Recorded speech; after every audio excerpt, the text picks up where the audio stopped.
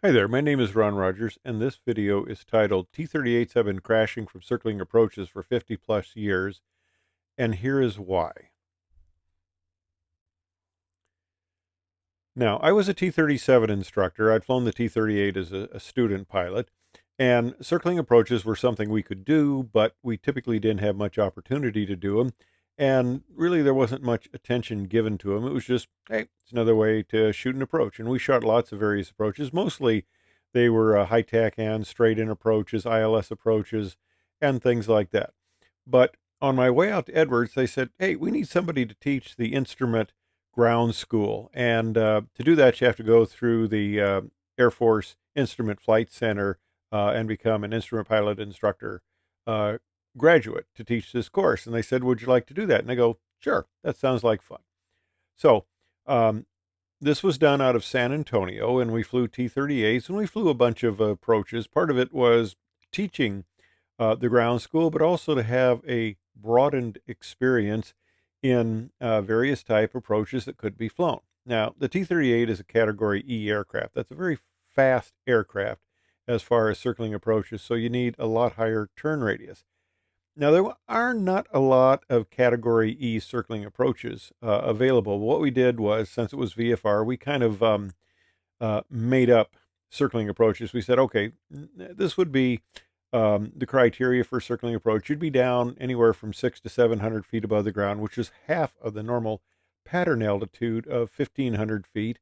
And we'll pretend we're down there low and we're doing a circling approach. And because it's a totally different picture, it was really an eye-opening experience.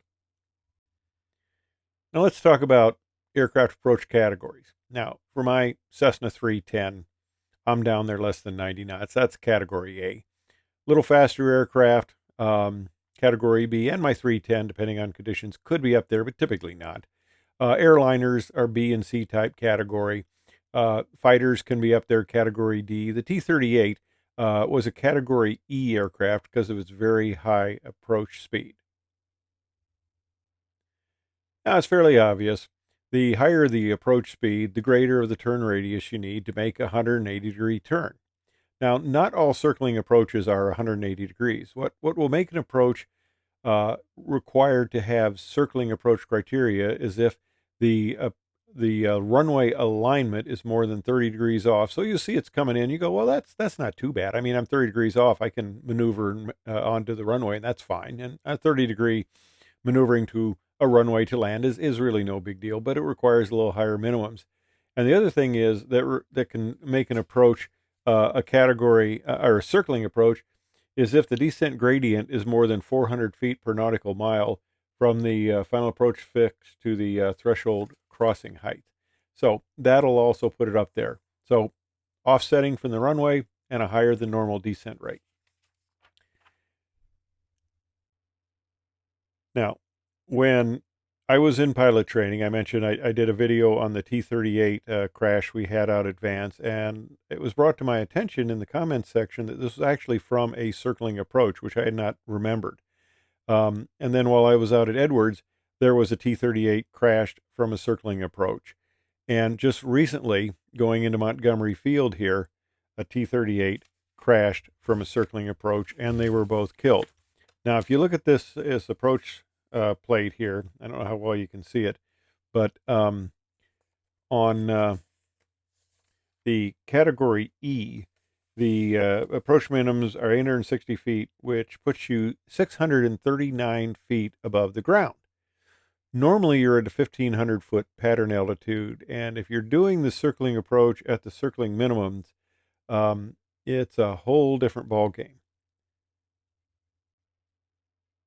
Now, what the FAA did starting in 2013 was they were saying, hey, we need more protected airspace. Typically, for Category E aircraft, it's a point 4.5 nautical miles off of all the points of all the runways. You kind of draw circles, and they've increased that now to give more protected airspace.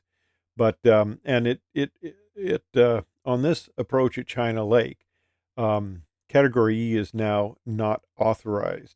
I don't have one of the old approach plates, but I think it was authorized because I don't think we pretended we were doing a circling approach. I think we had minimums. and I'm giving a check ride to a test pilot. So, this guy's going to be sharp in that. But there's some really insidious and dangerous things that can develop because of the situation with a circling approach. So here we're coming in and we're going to do kind of the extreme example of a circling approach. You're coming into one runway and you're going to circle to the opposite runway. And as you can see for the diagram, you've got various dangers of overshooting if you don't plan it just right. Now, why does this occur? All right, let's talk about aircraft A. Aircraft A is at a normal 1,500-foot pattern, and you're looking down over your shoulders. You're coming in, you're looking at your alignment, kind of the depression angle there, and you're going, yeah, this picture looks right. Well, this is what you're used to. You're used to flying the pattern at 1,500 feet. So you come around, you do your 180-degree final turn, you roll up nicely on final, you come in and land. Well, now let's say you're doing a circling approach and you're down at 700 feet above the ground, half of the normal altitude you're at.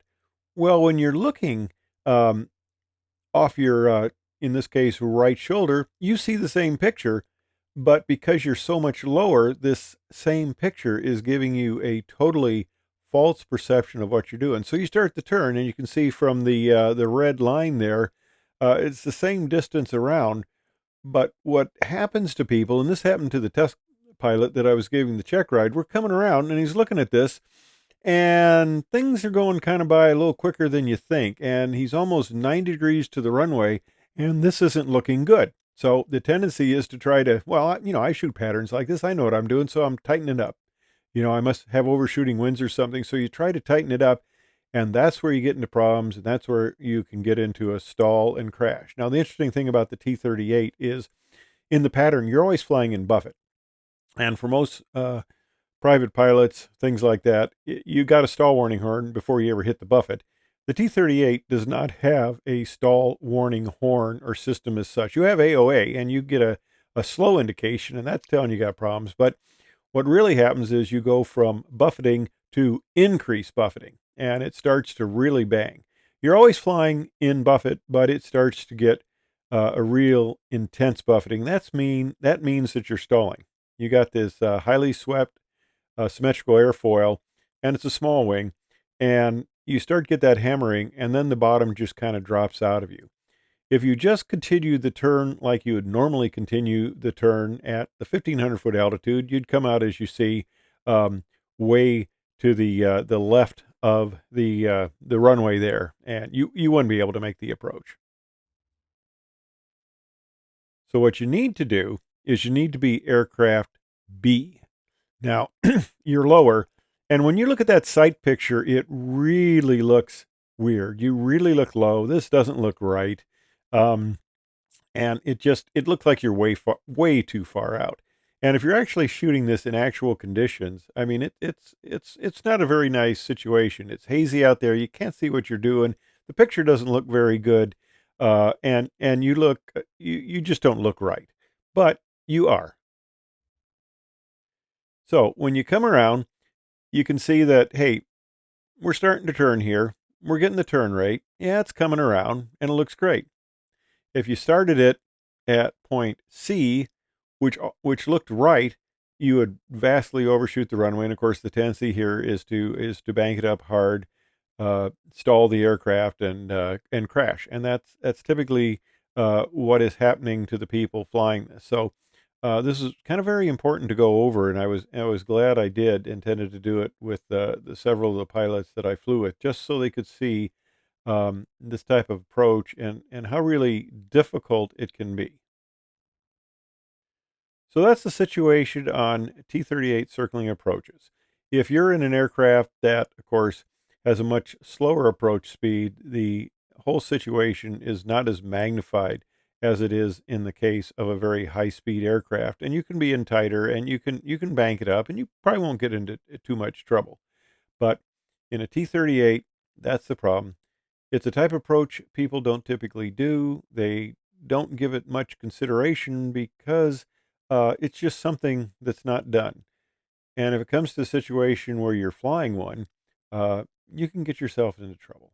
So That's the story about T-38s, still 50 plus years crashing from a type of approach that is not a good approach in the aspects of it. It's got a lot of gotchas. So it's a lesson that unfortunately hasn't been terribly well learned. But thanks for watching.